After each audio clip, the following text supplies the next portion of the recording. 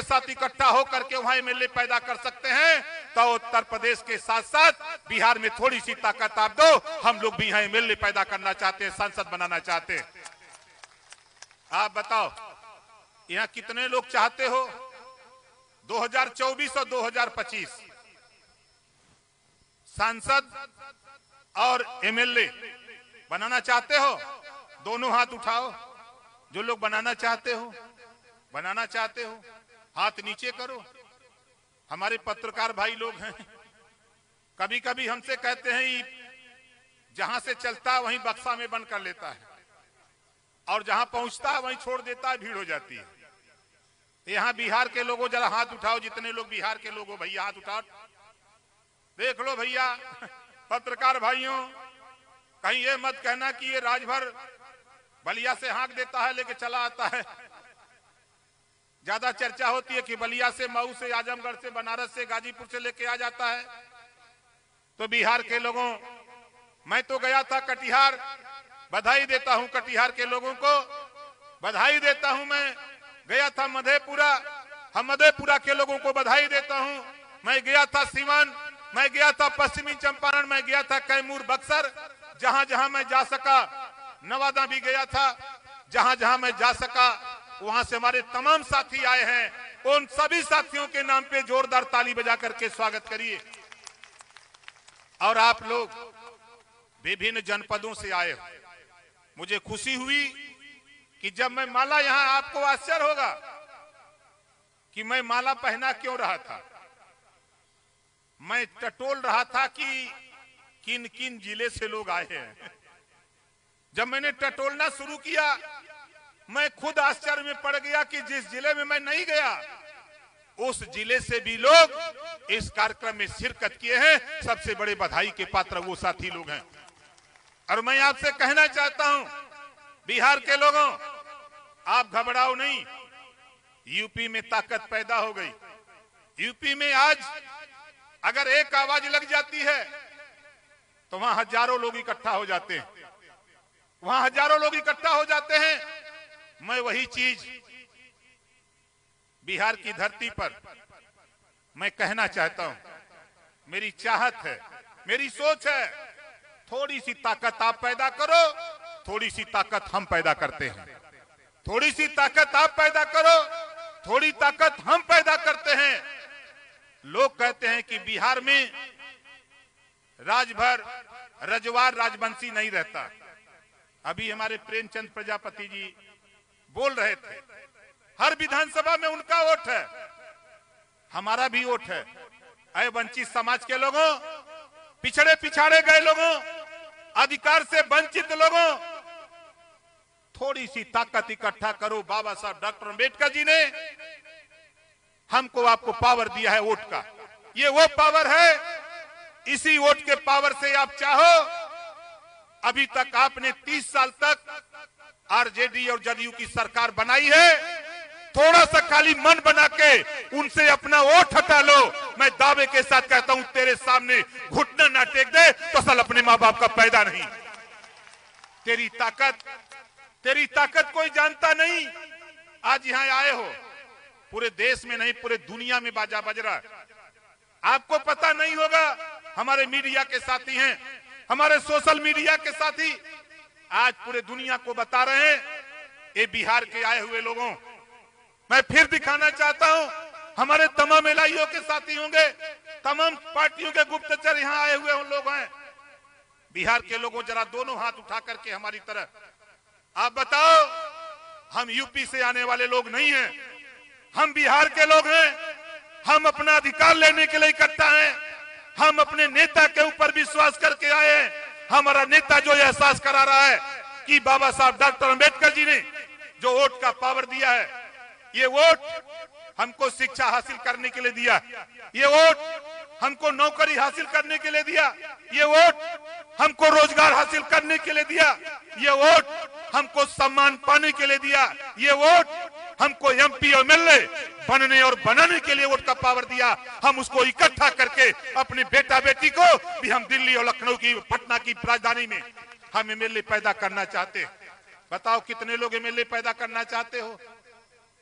तो देखो आप यहां आए हो, जाओगे गांव में, तो जो अभी तक आरजेडी, जदयू, कांग्रेस, भाजपा तमाम पार्टियों को वोट देने वाले लोग हमारे ही समाज के लोग हैं, वो कहेंगे आपसे गए ललत का पौला, कहेंगे कि गए ललत का पौला, तो उनसे बता देना, जब वो कहेंगे का पौला तो उनको कह देना कि जय सुहेल देव। का कहेंगे? जोर से बोलिए, का कहेंगे? और जोर से बोलिए। जब आप उनसे कहेंगे जय सुहेल देव तो वो कहेंगे का बोलत है, तो कह दिया कि अब राजपाट बोला था। का बोला था? अब राजपाट बोला था। बाबा साहब डॉक्टर अंबेडकर जी ने कहा है कैचर बाई पावर बैलेट और बुलेट, राज सत्ता पे कब्जा करो चाहे जैसे सत्ता मिले, इसके लिए तैयारी करो साथियों। ओम प्रकाश राजभर राज सत्ता के लिए आपको यहाँ इकट्ठा किया हुआ है, राज सत्ता दिलाने के लिए, हक अधिकार दिलाने के लिए हम आपको इकट्ठा किए। ये वोट का पावर जो बाबा साहब डॉक्टर अंबेडकर ने हमको आपको दिया, क्या आपने कभी सोचा? क्या चाहे बिहार हो, चाहे यूपी हो, चाहे बंगाल हो, चाहे आसाम हो, आंध्रा हो, तमिलनाडु हो, केरल हो, उत्तराखंड हो, छत्तीसगढ़ हो, झारखंड हो, कभी किसी नेता के दिमाग में बात नहीं आ रही? इस नाते आपको अपने दिमाग में आप बैठाओ, अब इस देश में एक समान शिक्षा, चाहे अमीर का बेटा हो, चाहे गरीब का बेटा हो, जो पढ़ाई प्राइवेट स्कूल में हो रही है वही पढ़ाई सरकारी स्कूल में लागू कराने के लिए आज हम लोग इधर इकट्ठा हैं।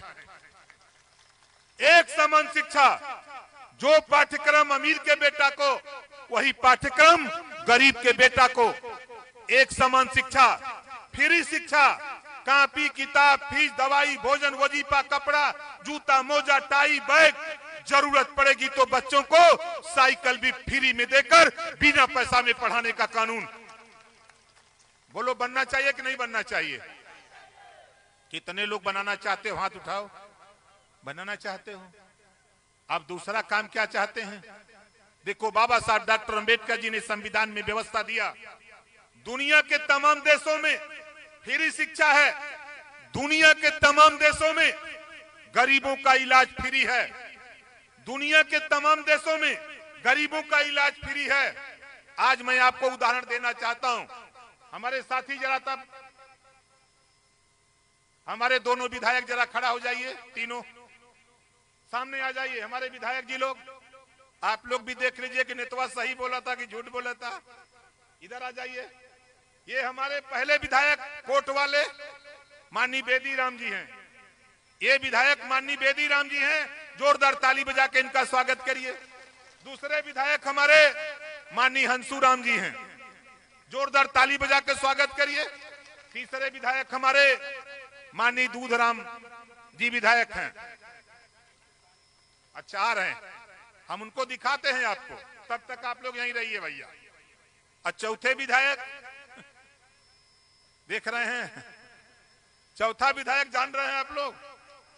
कितने लोग जान रहे? जरा हाथ उठाओ। चौथा विधायक, अभी दो विधायक हमारे नहीं आ पाए, दो विधायक हमारे नहीं आ पाए हैं, तबीयत खराब है। लेकिन हमारे माननीय विधायक दूधराम जी की भी तबीयत खराब है। उनके ना आप थोड़ा चल फिर रहे, चलो, तो कल सबको लेके हम लोग आ गए। रात को मैं जब यहाँ कार्यक्रम स्थल पे आया तो हमारे कुछ साथियों ने देखा तो आश्चर्य मान गए कि वाह, हमारा नेता आधी रात को 12 बजे मैदान में क्यों आ गया। हम उन साथियों से कहना चाहते थे लेकिन नहीं कहा, लेकिन आपसे कह रहा हूं, मैं आया, मुझे मालूम था कि बिहार के लोगों में थोड़ी गर्मी बढ़ी है। ये लोग आएंगे तो क्या इनके बैठने की व्यवस्था हुई कि नहीं? ये लोग आएंगे तो क्या माइक पे माइक की व्यवस्था हुई कि नहीं? पानी की व्यवस्था हुई कि नहीं? मंच पे जो नेता आएंगे उनके बैठने की व्यवस्था हुई कि नहीं? ये निगरानी साथी हमारे नेता तो करते ही हैं, हमारे विधायक भी करते हैं। ओम प्रकाश राजभर राष्ट्रीय अध्यक्ष की हैसियत से मैं खुद इस काम को करता हूं कि आप अपने अपने गांव से, अपने अपने जिले से चल करके आ रहे हो तो किसी को कोई दिक्कत नहीं होनी चाहिए। इस नाते रात को 12 बजे मैं यहाँ आया। हमसे एक सवाल एक साथी ने कहा कि नेताजी, आज तक मैंने कभी नहीं देखा कि कोई पार्टी का राष्ट्रीय अध्यक्ष रात को मंच पे आता हो। हमने कहा भैया देखो, और राष्ट्रीय अध्यक्ष और हम दोनों में अंतर है। वो लड़का पूछा कि क्या अंतर है। हमने कहा देखो, अंतर यह है कि बाबा साहब डॉक्टर अंबेडकर के ऊपर एक कहानी मैंने सुनाया कि बाबा साहब डॉक्टर अंबेडकर जी एक दिन अमेरिका से एक हमारा पत्रकार भाई इंटरव्यू लेने आया, तो सबसे पहले वो पंडित जवाहरलाल नेहरू जी के पास गया। तो गेट पर पहरेदार थे, तो पहरेदारों ने कहा, वो 12 बजे रात को गया, तो पहरेदार ने कहा कि अभी सो रहे हैं, सुबह आना 9 बजे। पत्रकार भाई वहां से चला गया गांधी जी के पास। तो गेट के पहरेदारों ने कहा कि सो रहे हैं, सुबह 9 बजे आना। फिर पत्रकार पहुंचता है बाबा साहब डॉक्टर अंबेडकर जी के दरवाजे पर, और गेटमैन कहता है कि 12 बज गया, 1 बज गया ही रात, आप सुबह आइएगा। अंदर से बाबा साहब डॉक्टर अंबेडकर जी ने कहा उसको अंदर आने दो। पत्रकार भाई अंदर गया तो पहला सवाल किया, नेहरू जी के पास गया तो नेहरू जी सो रहे थे, गांधी जी के पास गया तो वो भी सो रहे थे, और आपके दरवाजे पर आया तो पहरेदारों ने तो कहा कि आप सुबह आइएगा, लेकिन आपने बुलाया जब मैं आया, आप जग रहे हो, लिख रहे हो। क्या कारण है? वो लोग सो रहे हैं, आप जग रहे हो। दिवस है, आखिर इस बार बिहार में क्यों स्थापना दिवस मनाने का आपने सोचा है? सबसे पहले तो आप सभी साथियों को राजभर जी का नमस्कार। और हमारे साथ हैं हमारे राष्ट्रीय अध्यक्ष प्रेमचंद प्रजापति जी, भागीदारी पार्टी के, हमारी पार्टी के विधायक हैं माननीय बेदीराम जी, हमारे माननीय पीयूष मिश्रा जी हैं जो पार्टी के प्रवक्ता हैं, हमारे रंजीत राजभर जी हैं जो बिहार के प्रदेश के पूर्व अध्यक्ष हैं। और जो आपने सवाल किया, हम 2002 से पार्टी बनाए, तो हम लोग 2002 में तो 3 में स्थापना दिवस यूपी मनाए, 4 में बिहार मनाए, 1 साल बिहार 1 साल यूपी करते रहे। तो हम लोग समय समय पर जब आते थे तो हम लोग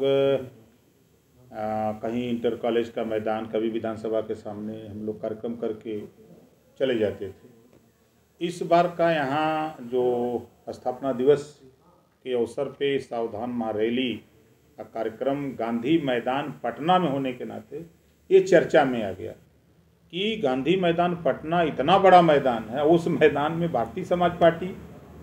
आश्चर्य लोगों को लगा, जबकि मैंने अभी तो मैं मैदान पे नहीं गया, लेकिन जो मैसेज मिला, जो पंडाल बना है सुबह 8 बजे ही भर गया। और हमारी जो कोशिश हो रही है कि एक ऐतिहासिक कार्यक्रम गांधी मैदान पटना में, कुछ चीज़ें हैं जो जनता को ज़रूरत है। आज देश में उद्योगपतियों के कर्जे जो आरबीआई से लोग लेते हैं, 500 करोड़, 800 करोड़, 1500 करोड़, जब उनके ऊपर वो कर्ज नहीं दे पाते हैं तो उनके कर्जे माफ़ हो गए। 1 लाख करोड़ रुपया कर्जा माफ़ हो गया। तो आज जब इस देश में घरेलू बिजली का बिल गरीब नहीं दे पा रहा है, कमज़ोर नहीं दे पा रहा है, उसके ऊपर भी मुसीबत है, तो उसके कर्जे घरेलू बिजली का बिल माफ़ क्यों नहीं हो रहा है? इस बात को लेकर के हम लोगों ने, पार्टी ने, हमारे मोर्चे ने तय किया है कि हम लोग प्रयास कर रहे हैं कि जिस तरह अमीरों के कर्जे माफ़ हो रहे हैं, उसी तरह घरेलू बिजली का बिल भी माफ़ होना चाहिए। देश एक है, संविधान एक है, प्रधानमंत्री एक है, राष्ट्रपति एक है, फिर 2 तरह की शिक्षा क्यों? जब कोई सरकारी स्कूल में पढ़ने वाला बच्चा और प्राइवेट स्कूल में पढ़ने वाला बच्चा दोनों जब कोई नौकरी के लिए फार्म भरते हैं तो पेपर एक आता है। वहीं सरकारी स्कूल में शिक्षा का स्तर कमज़ोर होने की वजह से, प्राइवेट में शिक्षा का स्तर अच्छा होने की वजह से प्राइवेट वाला बच्चा पास कर जाता है और सरकारी स्कूल में पढ़ने वाला फेल हो जाता है। इस नाते हम लोगों की पार्टी का मानना है कि एक समान, अनिवार्य और फ्री शिक्षा देश में लागू कराने के लिए हम लोग देश में आंदोलन कर रहे हैं। पार्टी के स्थापना दिवस के बहाने हम कभी सावधान महारैली करते हैं, कभी सावधान रथ यात्रा निकालते हैं, तो कभी जन जागरण लोगों को करते रहते हैं। आज देश में हम लोग यूपी से आते हैं, दुनिया के कई देशों में शिक्षा और स्वास्थ्य फ्री है, लेकिन आज स्वास्थ्य के सवाल पे हम लोग यूपी में, आपने देखा होगा कि जब मैं बीजेपी सरकार में था 18 महीने, मुख्यमंत्री को विधानसभा के अंदर कहना पड़ा कि गरीबों के इलाज के लिए सबसे ज़्यादा रुपया अगर कोई दिलाया तो ओम प्रकाश राजभर ने दिलाया। शेष हमारे यूपी में 403 विधायक हैं, लेकिन उन्होंने हम ही को क्यों कहा? जो देश में बाबा साहब डॉक्टर अम्बेडकर ने संविधान में व्यवस्था दी है कि गरीबों के इलाज के लिए जो बजट है वो गरीबों तक पहुँचे, ये नहीं पहुँच पा रहा है। इसके लिए हम लोग एक कानून चाहते हैं। हम लोगों की पार्टी भागीदारी पार्टी हो, लोक एकता पार्टी जो हमारे साथ है, भारतीय समाज पार्टी, हम लोग चाहते हैं कि एक कानून बन जाए, कोई भी गरीब किसी जाति धर्म का हो, अगर बीमार होता है, ऑपरेशन इलाज कराना है तो उसका सारा खर्चा सरकार वहन करे, चाहे वो प्राइवेट में इलाज करावे चाहे सरकारी में। एक कानून ये बनना चाहिए। आज देश में जब ब्रिटिश गवर्नमेंट थी 1931 में जातिवार जनगणना हुई। बाबा साहब डॉक्टर अम्बेडकर ने संविधान लिखा, संविधान में व्यवस्था दिया हर 10 साल पे जातिवार जनगणना होनी चाहिए। लेकिन इस देश में कुत्ते की गिनती हो रही है, गाय भैंस की गिनती हो रही है, लेकिन इंसान की गिनती नहीं हो रही है। जब तक जातिवार जनगणना नहीं होगी तब तक इस देश में रहने वाले अहिर गडीरी कुंभी कोयरी भर चमार मुसर धोबी खटिक काशी केवड़ बिंद मला जुल्हा दुनियान सारिक शेख सैयद पठान चौहान ठाकुर ब्राह्मण बनिया लाला गोण खरवार भूमियार बिहार आरा कर्कबंसी बंजारा बहेलिया खंघार, ये तमाम जातियां जो वंचित हैं, आज़ादी के 75 साल में जो वंचित हैं, इनको हिस्सा न मिलने का कारण सिर्फ जातिवार जनगणना का न होना।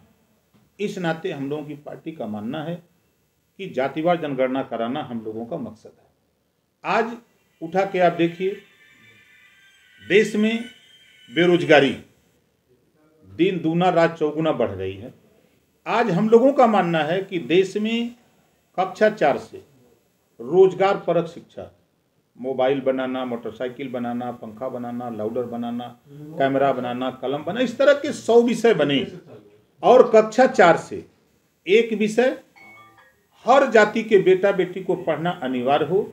देश में रोजगार परक शिक्षा लागू करना, देश में तकनीकी शिक्षा लागू करना भारतीय समाज पार्टी का मकसद है। इस चीज को लेकर के हम लोग जनता के बीच में घूमते रहते हैं। आज तमाम आयोग गठित हुए, लेकिन पत्रकार आयोग का गठन क्यों नहीं होता है? देश का चौथा स्तंभ है, ये अपनी समस्या कहां जाए कहने के लिए। आज फोटोग्राफर है, उसके दुर्घटना बीमा के लिए कानून क्यों नहीं बनता? पत्रकार आयोग की बात जब नेता तो जब बैठते हैं कमरे में तो कहते हैं, मैं यूपी में सदन में जब इस बात को रखा कि पत्रकार आयोग का गठन होना चाहिए, 403 विधायकों में हमारे पास उस समय 4 विधायक थे, इस समय 6 विधायक हैं। उस समय कोई हमारी पार्टी को छोड़ करके कोई विधायक साथ देने को तैयार नहीं कि नहीं पत्रकार आयोग का गठन होना चाहिए। इन तमाम चीज़ों को लेकर के हम लोग जनता के बीच में, देश में, चाहे वो पंजाब हो, चाहे महाराष्ट्र हो, चाहे गुजरात हो, उत्तराखंड हो, छत्तीसगढ़ हो, बिहार हो, यूपी हो, बंगाल हो, हम टहलते रहते हैं। और उसी टहलते टहलते हम लोग आज आप लोगों के बीच में गांधी मैदान पटना में पार्टी के स्थापना दिवस के अवसर पर सावधान महारैली करने के लिए हम लोग इधर आए हुए हैं। ये हम लोगों का मकसद है। इन खबर चैनल को सब्सक्राइब करें।